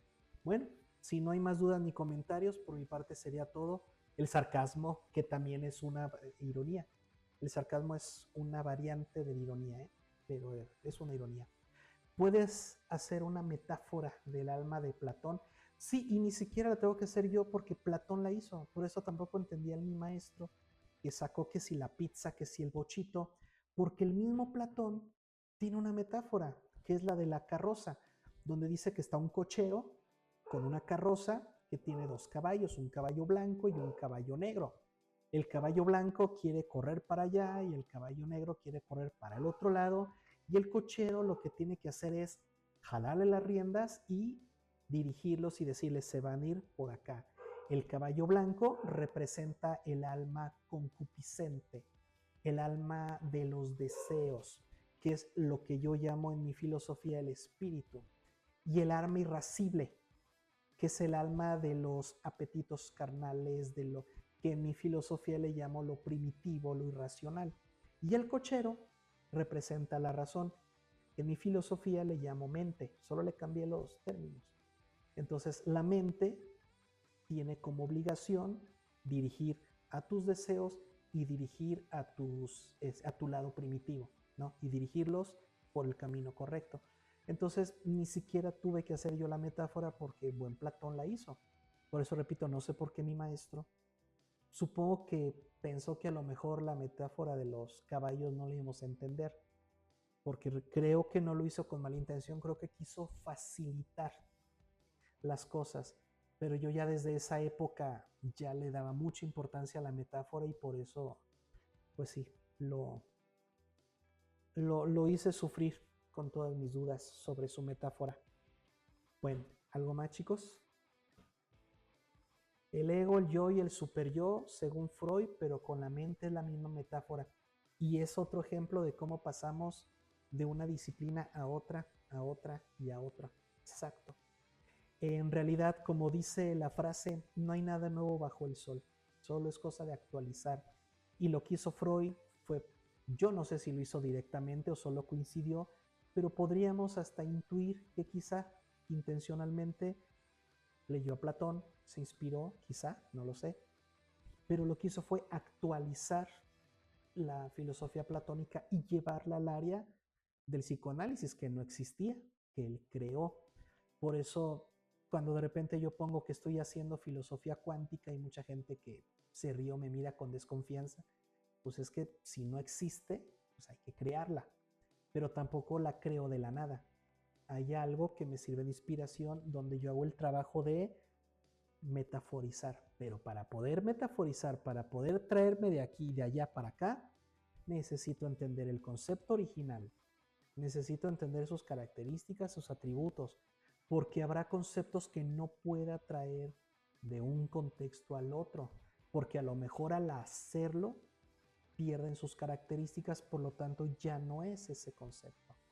Por ejemplo, así sencillo, los que decían o hablaban del amor apache, es que si me quiere, ¿cómo decía Vicente Fernández? El hombre que no le pega a su mujer es porque no la quiere. Y muchos tiempos, muchas personas creían que el amor incluía celos y toxicidad. Yo tuve muchas novias que me decían, es que si no me celas es que no me quieres. A mí la verdad me da flojera celar. Entonces, ese es un ejemplo de cómo intentaron incorporar al amor un concepto como el de la toxicidad o este, la celotipia, quisieron incorporarlo al amor y no funciona. No, o eso del amor duele, si duele no es amor, o sea, ya de entrada, si duele no es amor. Entonces, querer meter el concepto del dolor al amor, y eso sí lo tengo estudiado, tiene que ver con el hecho de que la mayoría de los países latinos pues tiene una fuerte influencia judio-cristiana y la religión judio-cristiana, la cultura judio-cristiana, pues bueno, tiene un fuerte valorización al concepto del sacrificio y del dolor, ¿no? Entonces era muy fácil ver cómo íbamos a trasladar como sociedad y cultura el término, el uso del sacrificio y del dolor judio-cristiano al amor, ¿no? Porque también se habla del amor. E incluso en las religiones se habla del amor y el temor a Dios como lo mismo, ¿no? Amor a Dios, temor a Dios. Entonces, amar es temer. Lo vimos hace unas clases cuando mencioné que muchos confunden responsabilidad con obediencia. En fin, debemos de tener cuidado si queremos hacer una metáfora, si queremos pasar un concepto de un lado al otro, estudiar bien sus características y ver qué características son las que sí me puedo traer para no entonces en lugar de fortalecer el concepto, crear confusión, porque eso nos pasa en el día a día. Si no estudiamos los conceptos más importantes de nuestro ser, no vamos a entendernos a nosotros mismos porque nos queremos entender con los conceptos chafas que tenemos, que ni son conceptos, son definiciones de otros que queremos incorporar a la fuerza sin hacer el trabajo filosófico de investigar por nosotros mismos el concepto, trabajar nuestras propias definiciones, y muchos no lo quieren hacer porque es un trabajo pesado, difícil y no para cualquiera. ¿Va? Bueno, la ontología estudia los conceptos. No, Harry. La ontología es que, mira, todo tiene que ver con la historia de la filosofía. Por ejemplo, el filósofo ya se decía a ciertas personas filósofos cuando todavía no existía filosofía. Y a la ontología le pasó algo similar. La ontología se empezó a usar como la rama de la filosofía que se preguntaba por el ser. Pero la pregunta ontológica era, ¿qué son las cosas en sí mismas? O sea, la ontología quería estudiar el ser, pero en sí mismo. ¿Qué significa en sí mismo? Sin intervención del humano. Es como decir, ¿qué es el gato? en sí mismo. O sea, ¿qué es el gato? Pero sin meterle nada humano. No se puede. No se puede porque el único que podría hacerlo es el gato. Solo el gato se podría definir a sí mismo. Pero como el gato no habla o no lo entendemos, pues no se puede definir a sí mismo. Entonces, el ser humano define al gato, pero al definir al gato, lo estoy definiendo desde mi ser. Por lo tanto, la ontología empezó a fracturarse y fue sustituida siglos después por la fenomenología. Entonces, la ontología ya empezó a perder su valor en la filosofía y únicamente se quedó como esa parte de la filosofía que habla de la realidad. Y, y ese es el lugar que ocupa ahorita. Entonces, pues no, la ontología no estudia los conceptos, estudia la realidad, pero obviamente usando conceptos. No puede haber conceptos sin intervención humana, exacto. Y tú como psicólogo no me dejarás de mentir, es el gran reto del psicólogo es cómo estudio el comportamiento de una persona sin que sepa que la estoy observando, porque todo sujeto al sentirse observado modifica su comportamiento sí o sí. Entonces, por eso se hacía el ejercicio, digo, tú me corriges, yo no soy psicólogo, pero por lo que tengo entendido, que se hacía el ejercicio de colocarse a espaldas o en un lugar donde el paciente no pudiera ver al terapeuta para que de ese modo las caras, los gestos o las reacciones del terapeuta no influyeran en el comportamiento del paciente. Pero por el simple hecho de que el paciente sabe que está en una terapia, que está en una consulta, ya está predispuesto. Entonces, una observación total y completamente libre de prejuicios, según yo, es imposible. Por eso, no. Entonces, no puede haber conceptos sin intervención humana. Todos los conceptos, hasta donde se sabe, son humanos. Si el día de mañana descubrimos que los gatos también conceptualizan, va. Pero hasta donde se sabe el día de hoy, los únicos seres que podemos conceptualizar somos los humanos. Un ejemplo, tengo entendido que los gatos y los perros no entienden el tiempo, no lo conciben, no lo conceptualizan. Por lo tanto, cuando tú dejas a tu mascota porque te vas a trabajar, para el perro y el gato es como, brother, te fuiste una eternidad, no man, y a lo mejor solo te fuiste 10 minutos o 5 o 3 horas. Pero el perro o el gato, como no tienen un concepto del tiempo, no comprenden o no entienden si tardaste mucho o poco en volver, ¿va? Eh, un gato que está observando un orificio porque vio que un ratón entró ahí, el gato ahí se puede quedar horas porque dijo, pues aquí entró el ratón, allá de estar. Mientras que el ser humano, como sí conceptualiza, el ser humano dice, yo no voy a estar ahí, o lo tapo, pongo una ratonera, o a lo mejor el ratón ya hasta se fue. Entonces, hasta donde se sabe, solo el ser humano puede conceptualizar y heredar los conceptos de una generación a otra a través de la educación. Por eso es triste o lamentable cuando decimos que la educación en México a veces está muy retrasada, no por falta de capacidad de los profesores, sino porque los conceptos que en el mundo real ya han cambiado, evolucionado, acá no. Ah, pues con Harry platicábamos cómo en algunos círculos, como los mexicanos, Freud sigue siendo como que, wow, mientras que en otros países donde yo sé, como Argentina, Freud quedó superado hace años y ya están con psicoanálisis que ya no es freudiano y que está muy avanzado. Y acá en México todavía sigo viendo mucho afán por entender a Freud. Comenta Abner, esos ratones aprenden los mañosos cuando escapan de una trampa ya no caen tan fácil. Exacto, entienden pero no conceptualizan. Por eso no le pueden enseñar a otro ratón. Y gracias a que el ser humano puede conceptualizar es que puede educar. O sea, imagínate cómo sería dar clases si no existieran los conceptos. ¿Cómo le explico a alguien la muerte como concepto si no fue gracias a la educación? No podríamos, necesitamos los conceptos para que haya educación. Freud quedó aquí en México, pero en otras especies ya no se emplea tanto. Exacto, ni siquiera su familia, eh, no sé, creo que su hija o su nieta, o fue su esposa, no sé, pero la otra vertiente freudiana, igual. Y lamentablemente, entonces hay países que ya están con lo que sigue, con lo nuevo, y hay otros países donde seguimos estudiando lo mismo. ¿Por qué? Porque los conceptos crecen, los conceptos cambian, y lamentablemente hay profesores que no se actualizan o no los dejan actualizar, lamentablemente.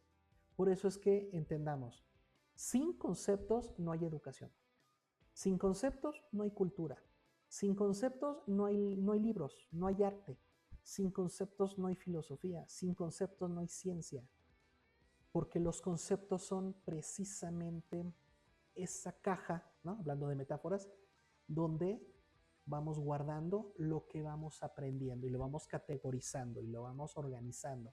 Y de repente alguien llega y dice, oye, ese concepto me sirve, me lo prestas, me lo llevo para acá. Y podemos decir que el éxito de la cultura humana ha sido precisamente eso. Por eso, mientras más hábiles seamos en el manejo, en el dominio de los conceptos, pero sobre todo de las definiciones, tenemos muchísimas ventajas como personas y como profesionistas. En el ejemplo que te decía de si alguien me grita pelón, como yo sé que eso no me define, yo no tengo por qué molestarme. Pero ya hice el trabajo de entender que eso no me define. Lamentablemente hay personas que creen que su físico sí los define. Hay personas que siguen creyendo que, y esto es cierto, que siguen creyendo que las bonitas son buenas y las feas son malas, siendo que tanto bonito como feo en primero es subjetivo y ser buena o mala depende de su moral. En ningún momento tiene que ver con el físico, pero hay quienes lo siguen afirmando. Hay quienes siguen afirmando, es que si no me gusta, no me puedo enamorar. Otro gran error. ¿Por qué? Porque el gusto o la atracción sexual y el amor tienen sus áreas diferentes. No tenemos por qué meterlas todas juntas, ¿va? Entonces espero haberlos pues convencido de la importancia del concepto, de la importancia de estudiar los conceptos. No todos, son muchísimos y muchos son enormes. O sea, no. Por ejemplo, yo no me meto a estudiar el amor poligámico porque en el país en el que vivo, en este momento, todavía no hay un amor poligámico. Entonces, todavía no es algo que me interese estudiar. Eh, yo no había estudiado los conceptos islámicos, judíos, budistas, ni cristianos, hasta que empecé a dar clases de religión, entonces a estudiarlos. Hasta que el contexto se da, es que los conceptos salgo a buscarlos y empiezo a definirlos, ¿va? Espero haberlos convencido de la importancia del concepto, de dominarlos y del valor que tienen en nuestra vida. Además de que se crean nuevos conceptos con el tiempo y con las sociedades, claro. Igual que el saber, se van especializando. Por eso yo batallo mucho con otros colegas porque yo creo mis propios conceptos, o mejor dicho, creo mis propias definiciones, ¿no? No creo conceptos, creo mis propias definiciones. Y eso pues a muchos les molesta porque dicen, no, pero es que el concepto era así o la definición de Platón era esta. Sí, pues la de Platón, pero pues Platón no vivió en México, no vio todas las características de este país, ¿vale? Yo los invito a que practiquen lo que hemos visto hoy, conceptualicen, hagan una lista de cuáles son los conceptos que más importan para ti, para tu definición. ¿Qué conceptos son los que más, en los que te debes de enfocar para definirte y de ese modo pues tener una calidad de vida más enriquecedora y más virtuosa? Por mi parte sería todo, nos vemos la próxima semana, todavía vamos a seguir viendo herramientas filosóficas porque posiblemente podría parecer que esto de los conceptos es una habilidad, pero en realidad es una herramienta. Los conceptos, las definiciones, las analogías y las metáforas son herramientas porque te sirven para transmitir un contenido, ¿vale? Por mi parte sería todo, chicos. Muchísimas gracias por su participación. Sigan invitando a más personas que se quieran sumar para no estar tan solitos y nos vemos la próxima settimana. Ci vediamo la prossima settimana. Buonanotte a tutti. Ciao, a presto.